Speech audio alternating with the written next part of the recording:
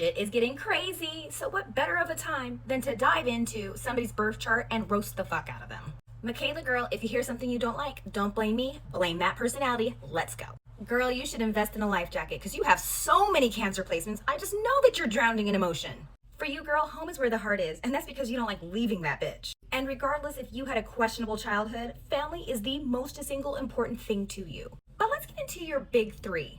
You're a Cancer sun, Virgo rising, and a Scorpio moon.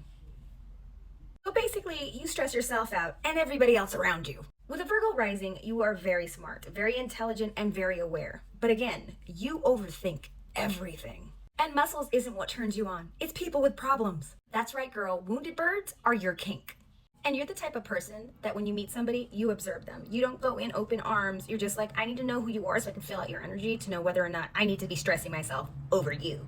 Cancer sun, you're a survivor. All Cancers have been through it in a past lifetime, bitch. You take care of everybody around you, but when it comes to yourself, you're last on the priority list, and that ain't right.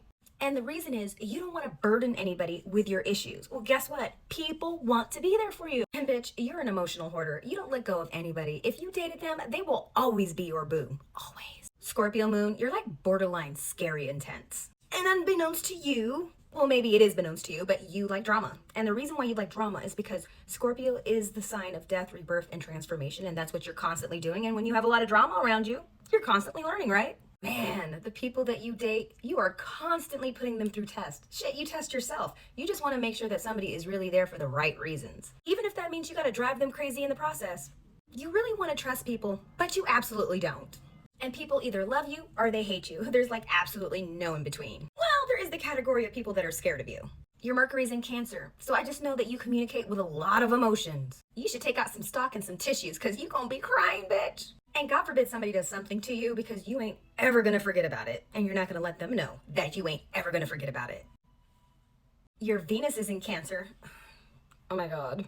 You're the type of person that wants stability and security in their relationships, and you will give your right arm to make any of your relationships work. But when your partner makes you mad, you are the queen of the silent treatment, like passive aggressive as fuck. And bitch, I'ma call PETA because you're the type of person that likes to beat a dead horse. If somebody does something, you are never going to let them forget about it or live it down. You will keep bringing it up. If somebody wants to love you the right way, they need to be kind, caring, sentimental, be good to your family, have strong morals when it comes to a family unit, because that is what is important to you. That and snuggling and never leaving your house. Also, you have a lot of stocky people around you, like people admire you, even to the point where they will do the long game just to be in your presence. So watch that out. Mars in Pisces, you are not the direct type of person. You're more of the like, I want to keep peace. I want to go about things around the bush, beat it a little bit, you know. You have a very charm to you and a lot of people like you. But bitch, this is one of the laziest signs in Mars. Like it takes you a while to get things done. Like you dream about things being better, but when it comes to actually putting in the effort, it takes you a little bit of time. Like you need extra batteries in your back to do that. Now let's get into some of those aspects. You have a square between your Neptune and your Lilith. That lets me know that love dominates your life. Like you will literally lose your head and your goddamn mind over somebody.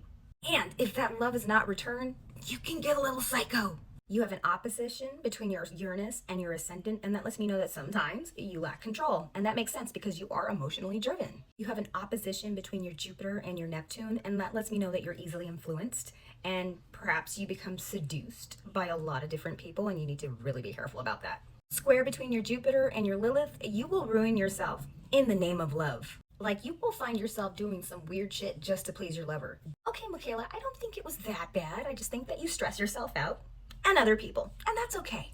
If you want to get a birth chart reading and get roasted, the link is in the bio, bitch. It's only $44.